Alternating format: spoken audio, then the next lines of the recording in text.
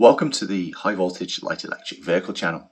This video is going to be about Monty's BBS HD bike, which if you're on Discord you probably have seen take shape over the last few months. It's a really great build and Monty has been kind enough to supply some video and photos so we can take a good look at it.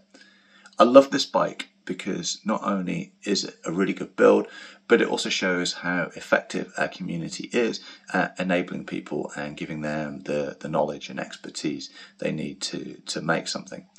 Monty got into e-bikes a bit of a roundabout way. It was via his neighbour who had an e-bike, and he ended up buying a Super 73 pre-made bike, and it came with a 36 volt 8.5 amp hour battery, no throttle, and the max speed topped out at about 25 kilometers an hour, which is it just isn't what he wanted. And it's a bit tough to enjoy your new e-bike when granny's passing you on a mobility scooter.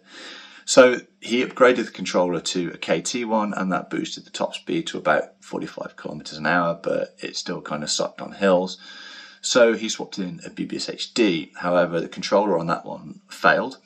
And at that point, Monty found the high voltage community, and he used the knowledge that he gained from it to transform the bike into what you can see in the video today. The first thing that stands out to me about this bike is how really clean that it looks in terms of the wiring, in terms of the finish. Like, everything's been tidied away and routed really nicely, wrapped in sheathing. It's really easy just to strap components onto a frame. It's much more difficult to make it look like they were part of the bike and that they were actually, designed to be there in the first place. Monty made quite a few modifications to the seat tray, which is where he's located his BAC 855 controller, as well as a 12 volt battery for powering the bike's lights. And I like having a separate battery for the lighting system because you're not drawing down on your main battery and you can run a nice powerful light without having to worry about that. Unless you kind of went looking for this stuff, you wouldn't really know that they were there, and I think it makes a really good use of the space available. The bike itself is powered by a BBS HD, which is able to be located inside the frame on the Super 73, and the controller has been replaced with high voltage tune BAC 855, and that's, as I say, it's located under the seat, and that boosts the power up to about 4 kilowatts. The BBS HD also, in this case, has had the nylon gear replaced with the Peak version of that, and it's been thoroughly greased with Mobil 28, and it's been made to be as quiet as possible.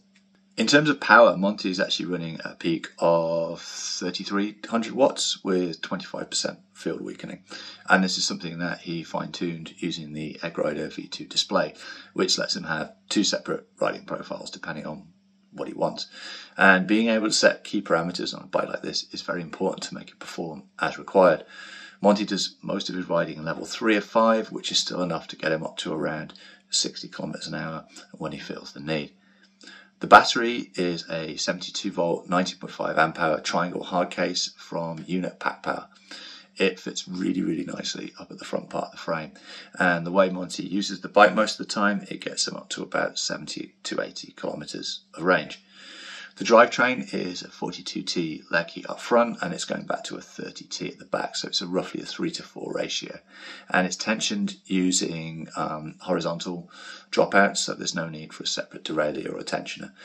He's using 8-speed chain, so you've got no gears to change or anything there, and it gives a nice blend of top speed and also acceleration and climbing power.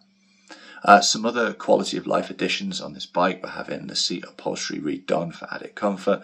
There's also a nice pouch at the front which houses a full set of tools, and it also helps with some of the wire tidying as well at the front.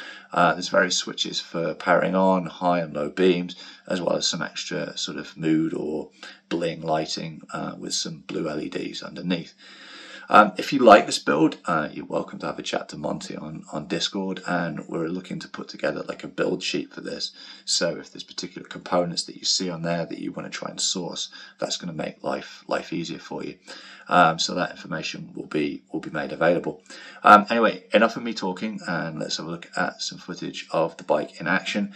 Before that, I want to say a huge thank you to everybody that's supporting me directly by joining the YouTube channel. It makes makes a huge difference to running things, and it's very much appreciated. And if you want information on supporting the channel in that way, you can find it in the description. So enjoy the ride footage, and I'll see you on the next video. Cheers.